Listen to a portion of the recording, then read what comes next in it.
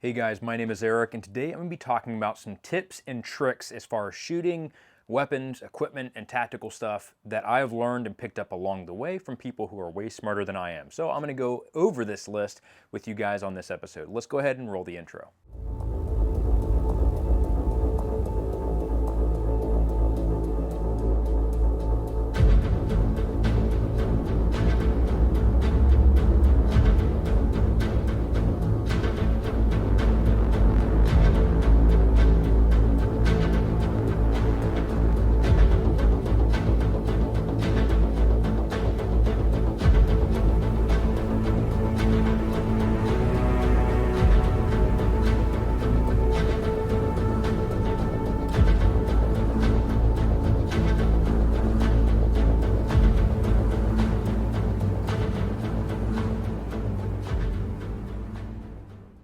Hey guys, thanks for checking out another Hatchet Cast episode, and today I'm going to be going over some tips and tricks that I've learned as far as the tactical side, gear, guns, and equipment that I have picked up from other people who are way smarter than I am over the years, and I thought I could compile that list and share all those different tips and tricks with you. If you have some cool tips and tricks that you've picked up along the way, please comment them below. Also, if you want to support the channel, make sure you go to the description and check out our sponsors, as well as we do have a build list that's on the website, as you guys know, that you can go and find any type of rifle build that I've done in the past or pistol build, and you can actually look up the exact parts and click the links for some of our affiliates on the website. So if you want to support Barrel and Hatchet, it's a great way to do it. Also, come and train with us. The 2025 training calendar is up. It's one of my most favorite things to do, is to hang out with you guys. And it's honestly the reason why I do all this, is because of the relationships and because of the connection to the community. You guys make it worth it. So here are some tactical tips and tricks and gear tricks that I've learned along the way in no particular order. Some of these you may already know about, some you might not know about. But either way, I'm going to share them with you guys because it was really helpful for me over the years. So the first one being, this is a gun tip, is make sure you stake your castle nut. So I've had this happen multiple times on my receiver, my lower receiver, where I'll be shooting and all of a sudden that castle nut starts to come loose, and all of a sudden my stock is cattywampus with my buffer tube, and it's really, really frustrating. So if you end up having someone build a lower for you, or maybe you get it from somebody, take it to a gunsmith, or if you learn how to do it yourself properly from someone who's really, knowledgeable, make sure you soak on that knowledge, and you can actually stake your own castle nut. It prevents that castle nut from working back. And something else that I like to do, that's another gun tip, for any type of screw or thing that can come loose, I will do witness marks. So all you do is you take a paint marker and you put a witness mark on any screw or anything that can come loose, whether it's optics, rails, accessories, devices, castle nuts. And so whenever that witness mark line is broken, you know that something is coming loose. And as far as a shooter, checking your equipment, it makes checking your equipment so much nicer. It immediately gives you an indication that, like, hey, this is coming loose, you need to make sure you tighten it. I even do this on my pistol red dots, because there's nothing more frustrating than wasting ammo and you find out that your dot is loose, or your optic is crooked, or something of that nature. So don't make those same mistakes that I made, and that was something I started doing early on, and it's been massively helpful over the years. Now, another thing that I actually learned recently, I'm not the most mechanically sound, not the fastest screw in the box. What are you simpletons doing? But speaking of screws, is something I actually learned from my buddy Andrew. Whenever you have like screws for your red dot, make sure you're using new screws. I always used to just have a bin of screws and just put like used screws to tighten my dot, and it would always come loose. So make sure, one, you're tightening your red dot on your pistol with new screws that are to spec. Whenever you screw those screws in and you do it over the poundage that's indicated, you're actually stretching that screw out, and it's weakening the threads and weakening the screw overall. So you could end up having a screw shear into your slide, which I just happened to me recently. Now, part of that also goes back to optic plate design and things of that nature, but you can take the problem out of the equation yourself by making sure that you're tightening screws to the proper torque spec. So it's not just a suggestion. I would totally recommend follow the directions on that. As for guys, we don't like to follow instructions. We usually just know it all. And I usually will look at the instructions after I've broken something, but definitely something that's helped me out and something I learned recently. One of the other things when it comes to your screws on your red dot, also make sure that they're cleaned and you don't have any like dirt or grime on the screws, so that way it gets a nice even torque and that you have good tension on those threads. So something to think about. Make sure you're using new screws. I've even seen other companies that are selling titanium screws, so that way you can not have the issue of your dot coming off because your screws are loose due to improper install. One of the kind of cool tactical tips that I've learned over the years also is I love wearing camo paint. Just kidding, I hate wearing camo paint, but I know how necessary it is, especially if you're trying to be sneaky and you're trying to lower your signature and be a better hide and seek champion in the woods when you're doing recce or things of that nature. Is you can actually, for a very quick and easy solution, is take some of that face paint. If you have any shine or shiny spots on your gear or on your weapon, you can actually take some of that face paint and just smudge it over top of that shiny spot. So, you know, in the military with our M4s, we always had some pretty worn out stuff, worn out rails, and you have that shine. The best answer is to spray paint it. But if that spray paint starts to wear and you have some of that wear and you're in the field and you need to be able to kind of cover up that shiny spot, use your face paint. It's actually a great way to be able to cut down on that shine, and then make sure that you re-spray paint it whenever you go back to your home base or home or whatever. Something else that was a really cool trick I learned early on was the Ranger loops on your metal magazine. So obviously Magpul made its name by having a pull system for magazines, and they created obviously the Magpul system, and that's how Magpul actually got its name, was they created a Ranger band. Well, you can do it the old school method. So if you're running like Durmag or old USGI mags, you can actually install your own 550 cord to allow you to have a Magpul or a Ranger tab on your magazines. And what's really nice about those is whenever you have your magazines in your pouch and you have a very high pouch or a very deep pouch for your mags on your plate carrier, if you don't have enough leverage because most of that mag is inside the pocket, you can actually use your finger to pull up on that Ranger loop and then grab the mag to be able to insert it in. It's just another way to be able to get that mag out of that deep pouch. And you know, a lot of tactical companies are coming up with really fast ways to employ a mag from a pouch. However, whenever you start walking through the woods and you got all these sticks and twigs and things that grab at you in your gear, it's very easy for those things to come out and get lost. So making sure you have like a retention band or a flap whenever you're going through some really thick brush is important. Yes, it's good to have fast reloads and things of that nature when you're going to like a CQB or urban environment. You can also kind of prep those bands and prep that pouch flap, but having your stuff secure is going to be really important, especially when working out in the field. Now, something that I also have whenever I'm out in the field is I will actually take a headlamp. I use a Petzl headlamp, and I make sure that it has a red lens or a red light capability. The first thing that you don't want to have happen is you don't want to ND your light at night, whether it's red, white, or whatever, but you also don't want to make sure you don't have a white light. So some of the Petzl lamps that we've used in the past is you would have a red lens that would actually cover the white light.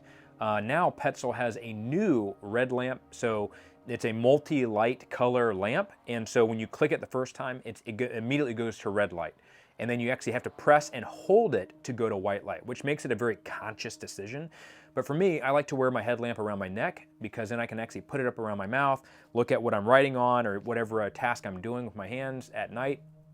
And that way it just makes it easier for me versus having to have it on my head when I have a helmet on and night vision. So I'll usually just wear it around my neck. And if you have your collar popped, it's not gonna rub or cause any abrasions on your neck. So, you know, the red lamp around the neck trick has been an amazing one to have out in the field. Hey guys, so we're getting ready to do some night vision type stuff tonight, and I want to talk to you about a company that you are very familiar with called Wetworks. Now, for those who aren't aware, Wetworks is a sponsor of the channel, and they're one of the reasons why we can continue putting out free information for you guys. But they are a small American-owned business in Texas, and they make high-quality tactical gear.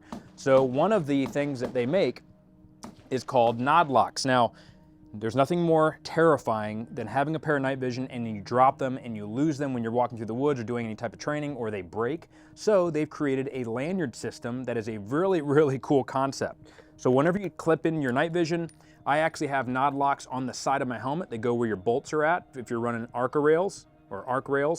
And then you can actually click the lanyard into your helmet so that way it is secured and not going to fall off your face if it gets snagged or gets undone for whatever reason.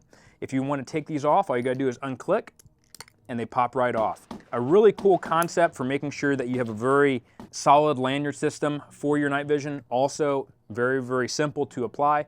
but they are an incredible company. And if you are into AK stuff, or you're looking for a plate carrier or a chest rig, or even some concealment options, they're a really good company to go check out. They do high quality.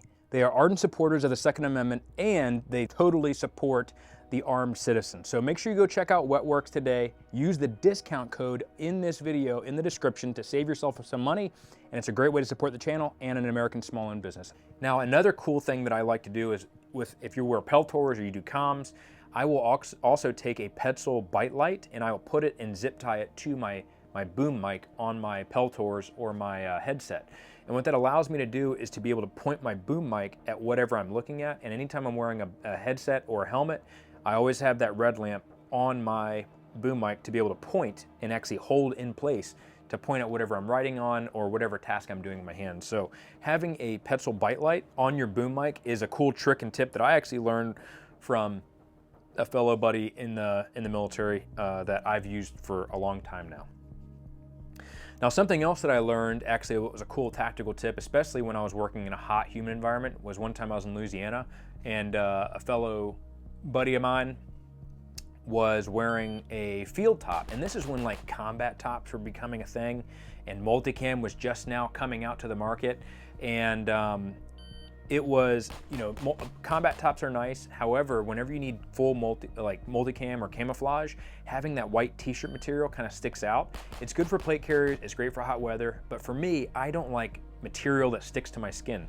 So what he was doing is he was wearing a field top with no t-shirt. And what that does is it allows you to have the ability for your body to breathe and that skin to breathe. So when you sweat, yes, the field top absorbs that sweat, but then the field top actually floats off of your body, so that way you get airflow in. So when you're in a really hot environment, like here in Florida, or like I was in Louisiana, that was a lifesaver. It also is really easy and fast to dry out. The only issue is over time, it can shape the old nips, you know? So just kind of keep that in mind whenever you are wearing a field top. But as you guys have seen me wear in class or on multiple videos, I'm always wearing a field top without a shirt underneath, and just tuck that field top into your pants. That way you don't have any loose clothing or whatever, or loose bottoms of your field top getting into your holster or covering up your gear. So for me, I usually will wear a field top in my pants, tucked in, with no undershirt underneath, to make sure I have maximum airflow and the most amount of comfort possible. Now, something that I have learned over the years is no matter how much time you have, whenever you have your gear and your kit, especially as you're wearing additional equipment like comms and radios and all this other stuff, making sure you have your pouches in the right spot. And through trial and error, one of the things that I figured out was where I like to have pouches that, one, makes it where I don't have less mobility and I'm fighting my equipment when I'm drawing from the holster, or doesn't really cause a lot of discomfort over time under my armpits or things of that nature. So one of the things that I've done over the years is whenever I have a plate carrier, I always leave my dominant side, where the cummerbund's at, clear of any pouches. And the reason for that is I had in the past where I would put pouches either over my holster on my belt and pouches on my cummerbund. And when I would try to draw, I actually had to lean out of the way to maneuver the pistol out of the holster because there are pouches in the way preventing my draw, or at least a clean draw. And so what I started doing is I started making sure that area around the holster on my battle belt and on my dominant side on my plate carrier was clear of any pouches. And I would actually offset any pouches that needed to be placed for special equipment and extra stuff besides my typical combat load, is I would put that on my non-dominant side. Now, as far as my magazines on my plate carrier, obviously I wear my plate carrier where I have mags on the front, but then I would also put mags on my non-dom side as well, so that way I can use my non-dominant hand to be able to index those magazines and reload the rifle. You know, early on I figured out, man, it's kind of hard if I have mags on my dominant side, trying to reach across my plate carrier to be able to get that, obviously not conducive. Sometimes if I have a heavy combat load, it is what it is. But if you have the ability to dictate where those pouches go for your magazines, I like to have them on my non-dom side. As far as any pouch though that has special equipment that I need to access immediately, I usually have that in a spot where I can feel it, because sometimes you can't look down under your, over your plate carrier with all the pouches and stuff. So you have to do everything by feel. So I'll have very common use items like a compass, a notepad, pens, protractor, tourniquet. I will have where it's accessible by either hand. A blade, a fixed blade, These things I have through feel, and I also have them in a position where I can access them on the front very, very easily. So make sure you guys are thinking about these things whenever you're building out your plate carrier, or maybe you've already built out a plate carrier and you're like, man, I ran this on a training mission, or I was doing some training with some of my buddies from my community, and this was really, really terrible. Don't be afraid to move stuff around. I move stuff around all the time, and especially as new equipment comes out there and you have to figure out where to put new equipment on your plate carrier and move things around. Move things around and figure out what works best for you. Now, one of the things as far as on the plate carrier that I actually learned from a really experienced guy that was running our training at the time on the mill side is he actually took a fixed blade and he had the sheath, and in order to put it into his plate carrier, because it's kind of hard to find like a place to be able to put a fixed blade without zip tying it or having it in a way, is he would actually take cardboard and duct tape and tape a magazine-sized amount of material on his sheath and then shove that into a mag pouch. So that way it would fill out the mag pouch and be easy to be able to draw the knife quickly from a pouch like that. So for me, I actually use an old school bayonet, just like he actually had, and I just pretty much copied what he did, which was really cool. And I cut off and dremeled off the rifle lug and also the barrel loop and chopped that off, and then have now a bayonet as a fixed blade, and I've put that material on the sheath and put that actually inside of an old school Cry Precision JPC radio pouch. So that way it has it nice and close to the body. I can access it very, very easily. And it's honestly just straight for one purpose, and that is as a tertiary weapon system. So some cool things I picked up along the way from people who are way more experienced than I am, and it's worked out pretty nice for me. Now, real quick, I want to talk about a company that supports the channel and allows me to continue to push out free content for you guys like this, is a company called Venture Surplus, and you probably already heard of them. They're a very well-known name because of their customer support and the amount of cool military surplus gear that's high quality that they provide to the public. And one of the things that we as prepared citizens need to make sure that we have ready to go is sustainment. And so a large variety and a large amount of choices of MREs are available at Venture Surplus. You can buy individual meals, you can buy the snacks, you can buy entire MREs or packs of MREs from Venture Surplus. There's actually a discount code in the description below, as well as on the ticker on the bottom of this screen. But make sure you have MREs. These things are good for a long period of time. It's great for an emergency. Down here in Florida, we deal with hurricanes and we deal with all types of natural disasters that happen pretty often. So, obviously being prepared, one of those things is making sure you have sustainment. The cool thing is you can also use MREs as part of your training, and it's a very, very fast way to get in a high amount of calories, immediate energy, so that way you can continue to fight and continue to be able to push on until the mission is finished. So if you're looking for MREs, Venture Surplus has a great amount of options. And also they're a very, very big supporter of the channel, as well as a bunch of other great YouTube channels that allow us to continue to put out free content. Save some money and pick up some MREs. Special thanks to Venture Surplus for sponsoring this video. One of the other cool tips that I've learned is how to actually unload my magazines using this method. And for those who've ever done this, if you've used blanks in the past or whatever, and you use Magpul mags, there's a really cool way to be able to unload your mags really, really quickly.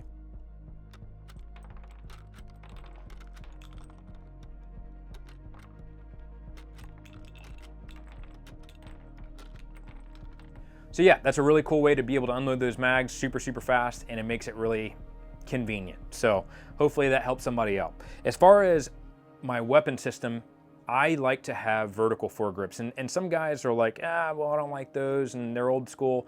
And I'll tell you why I like vertical foregrips, and it's all based on personal preference. So this might not be for everybody, but I have vertical foregrips from A3 Tactical. I have some old school ones from, Knights Armament. And what has always been nice is whenever I am going in a kneeling position or I need to secure my rifle as I'm doing another task, I can actually have my knee up and use my vertical foregrip to rest on my leg, so that way I have complete control of the rifle while I'm doing something else in a kneeling position or something of that nature. It's also great for posting up on barricades. It's great to use just in case my muzzle gets super, super hot and my handguard gets really, really hot from doing a high rate of fire. Now I have something else to grab onto and still continue that volume of fire. And I use it almost as a hand stop anyway. So having a vertical foregrip has been really conducive for me and my needs and what I like. And so that is one of the big things as far as in our rifle class that I teach, is muzzle control, and also different types of rifle carries to make you safe and effective and also make sense for the situation at hand is something I'm always harping on. And I've always used a vertical foregrip to be able to control my rifle whenever I'm in a kneeling position. So if that helps you out, awesome. I've always used a vertical foregrip for that type of purpose, and I just enjoy it. Now, I've had other rifles where I didn't have a vertical foregrip, and I would go to a kneeling position and doing like a field exercise or something of that nature, and I'm like, dadgummit, I wish I had a vertical foregrip on this gun. But there's other methods to be able to control that rifle. It just made it a little bit easier for me and was a cool tip that I picked up along the way. So if that helps somebody out, cool. As far as the helmet, now one of the things that I am really big on when it comes to helmets is making sure you have a counterweight that is equal to the weight of your night vision. I've always said this in the past, if you have a heavy helmet but it's perfectly balanced because you had a good counterweight that counterbalances the night vision, it's going to feel like less weight. It's going to be really comfortable and really nice. If you have a skull crusher or a skull cap with a set of night vision and no counterweight, it's going to give you discomfort over time. So making sure that you have a solid counterweight is really nice for an extended periods of time out in the field under knots. Now when it comes to attaching things to my helmet, I actually will use a really cool method that is really cheap and might be able to help save you some money as well as allow you to build a customized counterweight for your helmet. So take a set of like washers or get a fishing weights that are like the little BB shot, and then I put them on a piece of duct tape and I tape it in the configuration of a rectangle. Once I tape that and I have the amount of lead shot that's the similar weight as my night vision, then I will tape that all up and I will put Velcro hook on the actual counterweight that I've made. And so whenever I put that counterweight onto the back of my helmet, it sticks with that Velcro. Next, I will take duct tape and put it over another set of hook Velcro and put a piece of fuzzy Velcro on the back of the counterweight. You then take that duct tape strip with Velcro on it and put it over top as like a retaining band on your night vision counterweight, and then take a rubber band and wrap it around the entire counterweight itself. And what it's going to do is that rubber band is going to pull on that Velcro strap with the duct tape that you put over top of the counterweight and pull that in and really put a lot of tension on the hook and loop Velcro, which is going to make that thing super solid. And yes, it's super. It's so awesome, I'm saying super twice, probably 5 times now. But it's a really cool method. I picked that up from somebody else who is way smarter than me, that has a lot more experience than I do, and I've used it ever since. So a great way to attach items to your helmet for a very low cost and make a customized weight for you based off of your needs without breaking the bank. Now, one of the other cool things that I learned along the way was from actually some long range shooters was a paint marker dope chart. And so what I would do is go on my stock and I actually, tape it all off and paint like a little rectangle with a paint marker. And you can actually use spray paint as well, just tape it off and make it on your stock. And then you divide little lines on that so you have a little almost like a tan rectangle on your buttstock. And then you can draw with permanent marker or really refined paint marker your dope chart on your stock. So it's a really easy method to be able to attach a dope chart to your stock. I obviously have the dope chart on the opposite side of where your cheek rests so you don't rub it off. And eventually you're gonna have to keep up and maintain that, and it'll sometimes wear off, but it's an easy way, very flat, doesn't require expensive equipment or gear, and allows you to have a quick reference card on your stock so whenever you make distance shots, you got your dope ready to go.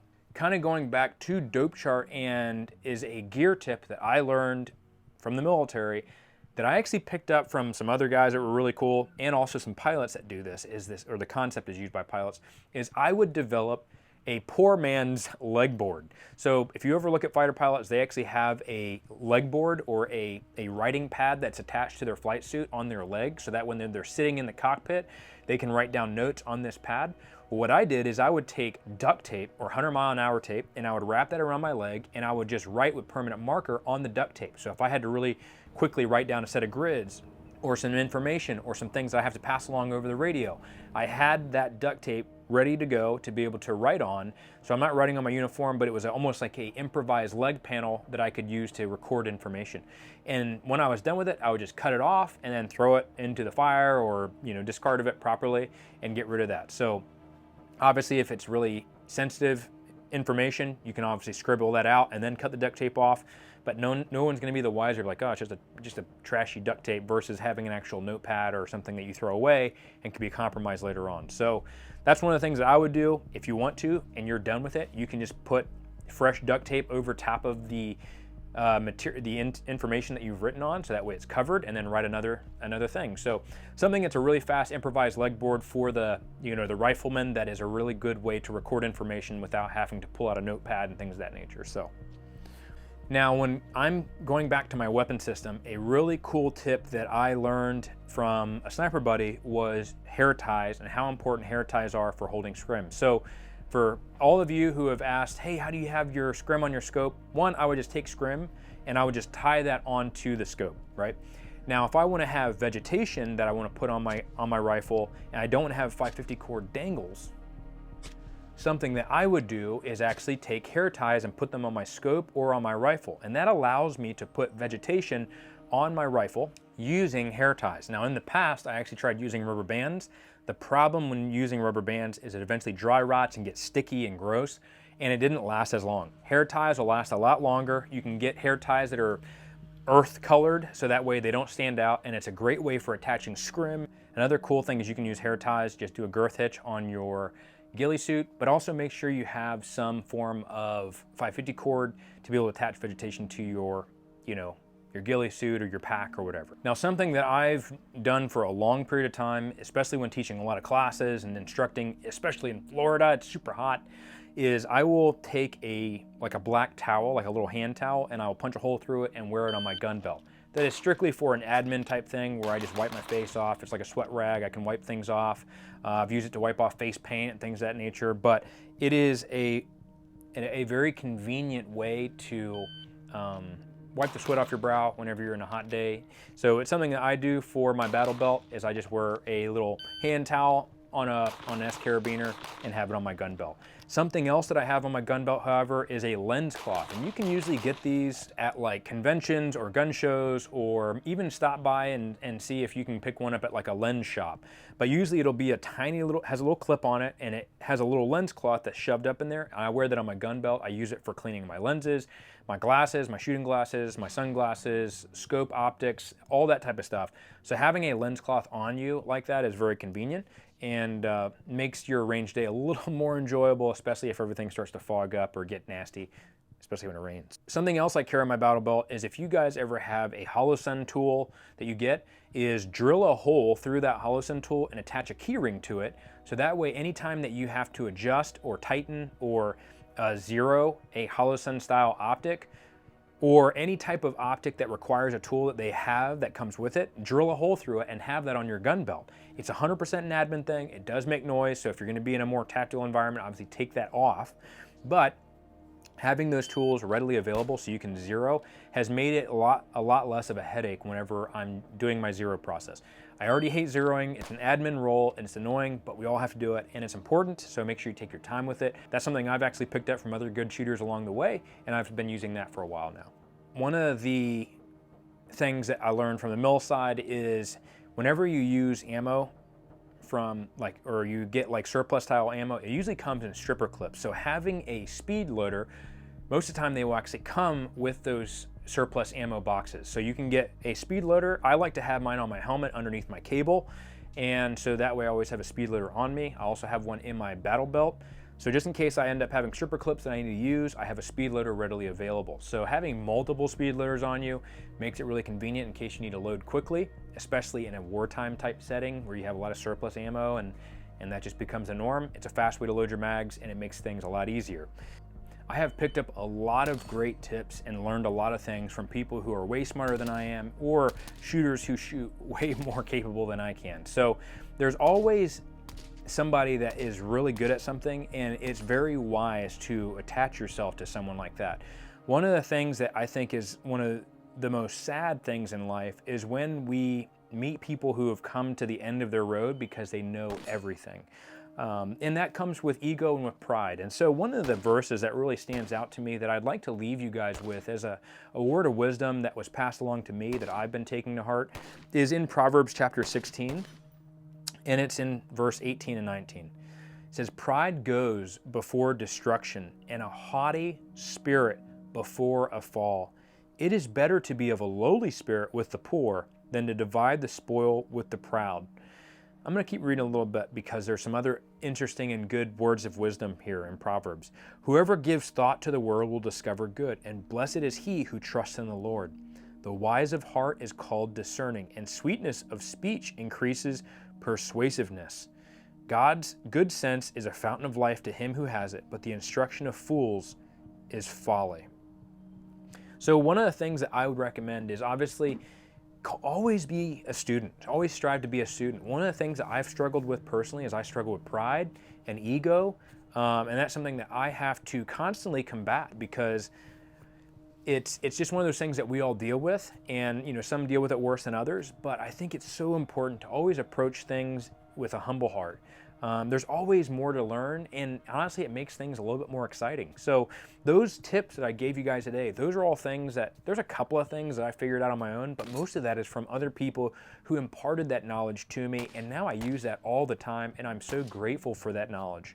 But it takes a little bit of humility to go up to someone and be like, hey, I don't know, right? And that's okay not to know. And you can figure that out along the way and learn. It's all part of the journey, and that's what makes it great. And the biggest thing is also to heed the word of the Lord. The Bible has so much wisdom in it, and it has so many answers to things that we have questions about in life, and it's been a life-changing thing for me. And so a word of encouragement is always make sure you strive to learn. In my opinion, I think one of the things that I actually stole this terminology from someone else that I use all the time is be a professional student. Always strive to learn more things. Find someone who's a pace man that either shoots better than you, or is really good at tactics, or is really good at you in a skill set. Latch onto them and use that pace man to help drive you to find your goals, because you're always chasing that pace man. If you're at the top of the pack always, then you really don't have a good measure of how good your capability is or how good you are at something. So always seek someone who's better at something than you that you can use as a pace man to help you further your skill set and your capability. And so I hope that, guys, gives you some encouragement and some words of wisdom that I've been actually partaking on myself. And if you don't know who Jesus is and you're curious about what he's like, or you're dealing with something hard in life, or you have a prayer request, please email me at team@barrelhatchet.com, or go in the comment section and put down the prayer request, something you're struggling with below. You know, there's so many awesome people in this community. This community, like, I just got back from SHOT, and meeting some of you guys is just one of the most rewarding things about doing all this. Yeah, the gun stuff is good, and it's a passion of mine, but it's the community that makes the difference. It's you guys that make it worthwhile. And so make sure you guys continue to look out for each other. As a community, together we can be strong, and we can also make sure that we are capable as a group and a collective. So train to be the eternal asset. My name is Eric, and I'll see you guys on the next one. Be on the next give me on the next I video seen about it panning over. I like do something. Hey Aaron, don't go. Dallas. But China. You ready? Yeah. Go to pistol now. Oh, go to pistol. Oh, you missed your first shot.